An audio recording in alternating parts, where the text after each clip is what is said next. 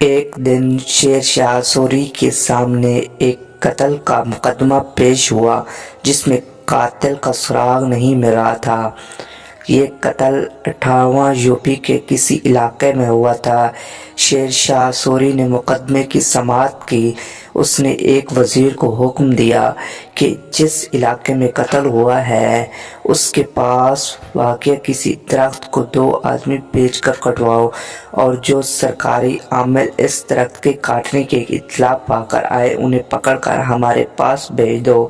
وزیر نے شاہی فرمان کے مطابق 2 آدمی کاٹنے کے لیے موقع واردات پر بھیجے۔ وہ ابھی درخت کاٹ ہی رہے تھے کہ علاقے کے سرکاری عاملوں نے انہیں موقع پر آن پکڑا۔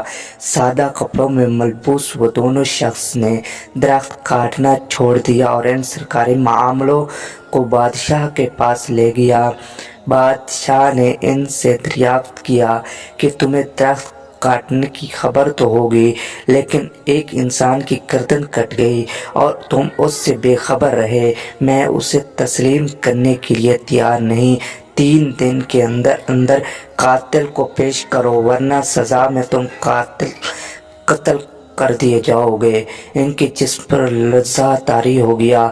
تیسرے دن کا سورج ابھی طلوع بھی نہ ہوا تھا کہ قاتل شاہی دربار کے دروازے پر زنجیر سلاسل میں جکڑے ہوئے حاضر تھے۔ عدل و انصاف کی اس پاسداری کی وجہ سے برصغیر کا دیانت دار مورخ شیر شاہ سوری کا نام ادب سے لیتا ہے۔